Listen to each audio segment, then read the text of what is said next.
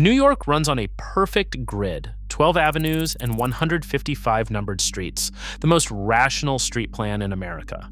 But trace it up the map, and one street flat out refuses to obey. Broadway, slashing diagonally across the entire island, cuts through the order like it isn't even there. And it breaks the grid for a reason nobody expects. Broadway is older than New York itself, an ancient footpath the city's own planners were too scared to erase. The single most famous street in America is proof that nobody actually designed this place. That diagonal isn't a quirk, it's the tell. New York was never designed. It accumulated out of expedient, self-interested decisions that somehow congealed into the symbol of America. Every iconic thing about this city is an accident hiding in plain sight, and once you spot the first one, you can't stop seeing them. So let's count them. 5 cities wearing one costume. Here's something most people who live in New York have never stopped to consider. The city is not really a city at all. It is 5 of them, jammed together, pretending to be one. Start with the present, because the absurdity is easier to feel than to explain. Brooklyn, on its own, holds about 2.7 million people. If it broke away tomorrow and stood as its own city, it would instantly become the 4th largest in America, bigger than Houston, bigger than Phoenix, bigger than Philadelphia. Queens, with around 2.2 million, would slot in right behind it as the 5th largest. Think about that. 2 of the 5 biggest cities in the United States are sitting inside New York, disguised as mere boroughs. Each one is a major American metropolis wearing a costume that says it is just a neighborhood. And every last one of them, Brooklyn, Queens, the Bronx, Staten Island, Manhattan, answers to a single mayor and a single budget originally built for a city half this size. So how did 5 cities end up crammed under one roof? Not through careful planning, through a vote so close it should never have held. On January 1st, 1898, 5 separate and openly hostile jurisdictions were fused into one. These were not friendly neighbors. They were rivals, competitors, places that genuinely did not want to be in the same government as each other. The referendum that bound them together passed by 277 votes. Not 277,000, 277. The tally was 64,744 in favor, 64,467 against. A few hundred ballots in one direction, and the largest city in the country never happens. And here is the part that stings. In 1898, Brooklyn was already the 4th largest city in America, and it fought the merger to the very end. Its residents knew exactly what they were giving up. More than a century later, Brooklyn would still rank 4th on its own. It never stopped being a city. It just got told it was not one. The merger did not unify anything. It welded rivals together and called the seam a border. And New York has never quite worked since. That is the first contradiction, an unplanned government. But it opens onto something even stranger, because even the part of the city everyone points to as orderly, the famous grid itself, was just as much of an accident. The plan that planned nothing.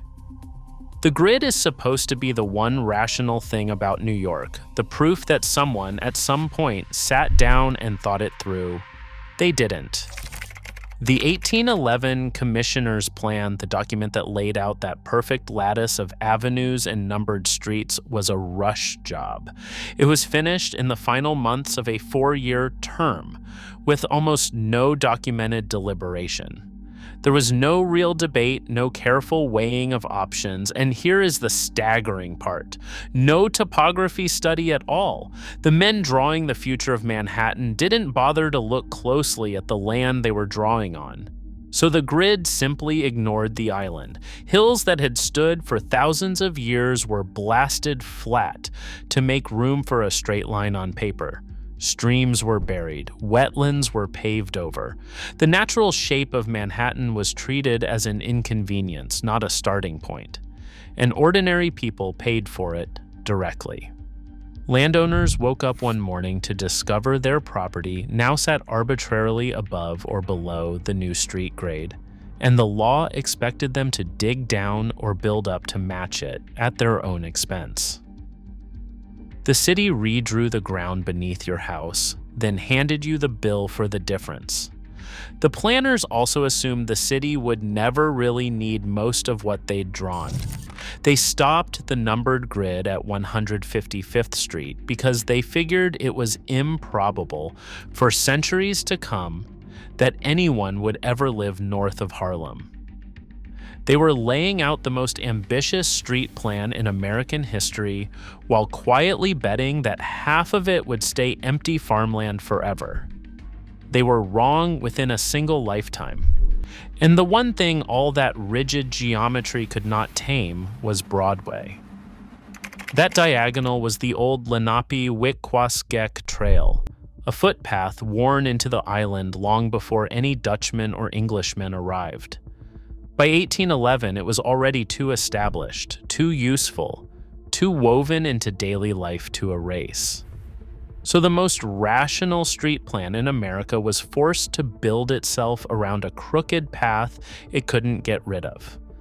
The order bent around the accident, not the other way around. If you find that this kind of thing rewires how you look at a place, the hidden accident under the thing everyone calls deliberate, that is the entire reason this channel exists.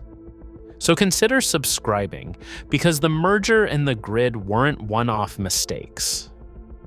The improvisation goes all the way down, all the way back to the very first transaction that created the place. The purchase that wasn't a sale. New York didn't begin with a grand vision. It began with beaver pelts. The whole settlement started as a Dutch fur trading outpost, Fort Amsterdam, built between 1624 and 1626, and it was driven almost entirely by money. The beaver pelt trade was booming in Europe, partly for fashionable hats and partly, strangely enough, for the glands the animals carried that were used to make perfume. There was no dream of building a great metropolis here. There was a commodity, a market, and a place to set up shop. The future capital of the world started as a trading post for animal fur. And then there is the story everyone thinks they know. Manhattan bought for $24 in beads and trinkets. It is one of the most repeated facts in American history. It is also almost certainly a myth. That $24 figure was back calculated by a 19th century historian who took an old sum of 60 Dutch guilders and converted it into the dollars of his own era, and then nobody ever updated the math. Run the conversion honestly, and modern estimates push the real value to more than $1,000. The famous number is not history. It is a clerical guess that got frozen in time. But the deeper problem is not the price. It is whether there was a sale at all. The only surviving record of the whole transaction is a single letter, the Shoghin letter, and it names no indigenous party and points to no signed deed. There is no contract, no list of who agreed to what. And the people on the other side of the supposed deal, the Lenape, almost certainly did not understand it the way the Dutch did. To them, the exchange likely meant sharing access to the land, the right to hunt, fish, and pass through, not handing over permanent ownership of it forever. The most valuable real estate on the face of the earth may rest on a deal that, by any modern standard, never legally happened. So go back as far as you can to the very first act that brought this city into being, and you find exactly what you find everywhere else: an improvised, ambiguous, money-driven transaction that nobody fully thought through. The pattern was there from day one, and it kept repeating, sometimes in ways that flatly contradict the story America likes to tell about itself. The city that didn't want America. Here's the contradiction that makes the least sense of all. The city that became the beating heart of the United States spent the entire revolution rooting for the other side. When the war broke out, New York did not rally to the rebel cause. It became the great loyalist stronghold of the colonies, and it was not a brief occupation either. New York was the only major American city held by the British for the entire length of the Revolution, from 1776 all the way to 1783, 7 straight years. While the rest of the country was fighting to break free, this city housed the King's army, fed the King's loyalists, and stayed firmly in British hands until the very last ships pulled out. Now hold that next to what happened almost immediately afterward. Just 2 years after the British finally left, New York became the first capital of the brand new United States. George Washington was sworn in as the first president at Federal Hall on April 30th, 1789, standing on a balcony in the very city that had wanted the revolution least. The place that had resisted independence to the bitter end became the cradle of the government that independence created. It's like the losing team hosting the championship parade. And then, almost as quickly as it gained the honor, New York lost it. The capital was stripped away in a backroom deal between Alexander Hamilton and Thomas Jefferson, a political trade that moved the seat of government south to appease slaveholding states. The city held the center of American power for barely a moment before it was negotiated away in a private bargain. New York could not even keep the one prize it had improbably won. So the contradictions just keep stacking. A trading post that became a capital, a loyalist city that crowned a revolution. But the strangest one of all isn't in the city's past. It's in who actually lives here right now. The melting pot nobody planned. Walk through Queens for an afternoon and you will hear the entire planet talking at once. This is, by a wide margin, the most linguistically diverse place on Earth. The numbers are almost hard to believe. Queens alone holds the Guinness World Record for linguistic diversity, and across the 5 boroughs, researchers estimate that as many as 800 languages are spoken. 800. That's close to 10% of every language that exists on the entire planet, all packed onto a handful of islands and a stretch of mainland. You can cross a single street and pass from one mother tongue to another, again and again, in the space of a few blocks. There is no other place on Earth where the whole of human language collides so densely. But here's the thing nobody ever says out loud: this was never designed. New York was not built as a grand experiment in human harmony. The melting pot, the single idea America exports to the world as its highest ideal, was in this city an accident. It came from the same cold commercial engine that founded the place in the first place. A trading port pulls people in. It doesn't care where they're from, it cares what they can buy, sell, build, and carry. New York spent 4 centuries dragging the entire world toward its harbor for money, not for mission. And the byproduct of all that greed and motion was the most diverse human community in history. Think about how strange that is. The thing America is proudest of, the image it puts on posters and in speeches, wasn't planned by anyone. No founder sketched it, no committee voted on it. It emerged, like everything else in this city, sideways out of accident and appetite. The accidents didn't only produce dysfunction. They produced the one genuinely irreplaceable thing no planned city could ever have built on purpose. And yet that same unplanned logic, the thing that made New York singular, is now the thing strangling it. The improvisation didn't end in the past. It hardened into a city that physically cannot fix itself. Look at housing first, because that's where most people feel it. Nearly 75% of New York's rental apartments are regulated in some form. The vacancy rate for rent-stabilized units sits under 1%, meaning almost nothing ever opens up. Homeownership in the city hovers around 33%, against roughly 65% for the country as a whole. That's the lowest rate of any major American city. Put those numbers together and you get a housing market that is essentially frozen solid. People can't move out because there's nowhere to move. They can't buy in because the doors are closed. The whole system locks in place and refuses to budge. 100 years of patches and rules layered on top of each other until nothing can shift. Then look at what happens when the city tries to build its way out. The Second Avenue subway is the perfect monument to it. The first phase of that line cost about $4.45 billion for roughly 1.8 miles of track, somewhere around $2.5 billion per mile. That makes it the single most expensive stretch of subway ever built anywhere on Earth. And it sits inside a system that already has more stations than any other transit network in the world.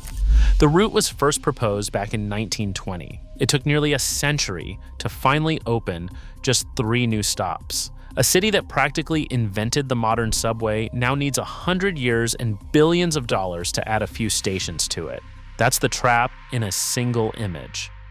New York is a city that can't quite function and also can't ever stop. Too tangled to fix, too big to fail, too important to abandon. The accident that built it has now become permanent, frozen into concrete and law and steel. Which brings us back, finally, to that one stubborn diagonal we started with. The truest street in America.